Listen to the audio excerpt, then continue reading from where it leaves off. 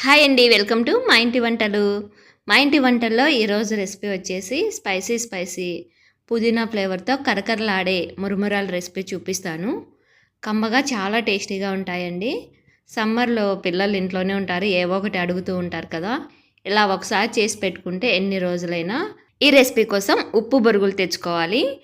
కొందరు మురుమురాలని కూడా అంటారు. మేమైతే బొరుగులు అంటాము. సాల్టెడ్ మరమరాలంటే షాప్‌లో ఇస్తారు. ఇవి తెచ్చుకొని ఫస్టు ఇలా పక్కకు తీసి పెట్టుకోండి. తర్వాత ఒక మిక్సీ జార్‌లోకి మనకు స్పైసీకి తగ్గట్టుగా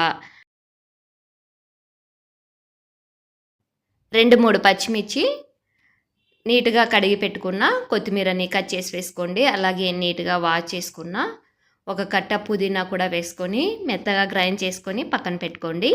తర్వాత స్టవ్ మీద ఒక బాండిల్ పెట్టుకొని అందులోకి ఒక 2 టేబుల్ స్పూన్ వరకు ఆయిల్ వేసుకోండి. తర్వాత ఒక గుప్పెడు వరకు పల్లీలు వేసుకొని వీటిని దోరగా వేయించుకోవాలి. ఎప్పటికైనా పల్లీలు సిమ్ టు మీడియం ఫ్లేమ్లో వేయించుకోండి. లోపల వరకు పప్పు వేగి టేస్ట్ చాలా బాగుంటుంది. ఇలా దోరగా వేగిపోయాక వీటిని పక్కకు తీసి పెట్టేసుకోండి. తర్వాత అదే ఆయిల్లోకి మనం గ్రైండ్ చేసి పెట్టుకున్న పచ్చిమిర్చి పుదీనా పేస్ట్ ఉంది కదా, ఆ పేస్ట్ని ఇందులోకి వేసేసుకోండి. మనం ఇక్కడ ఉప్పు బరుగులు తీసుకుంటున్నాం కాబట్టి ఇంకా ఎక్స్ట్రా సాల్ట్ ఏం అవసరం ఉండదండి. ఈ పేస్ట్ని ఆయిల్లో బాగా పచ్చి వాసన పోయే వరకు ఫ్రై చేసుకోవాలి.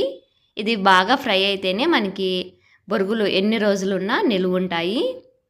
చూసారు కదా, ఆయిల్ పైకి తేలాలి. ఇలా బాగా ఫ్రై అయిపోయాక ఆయిల్ పైకి తేలుతుంది. అలా వచ్చే వరకు ఫ్రై చేసుకోవాలి.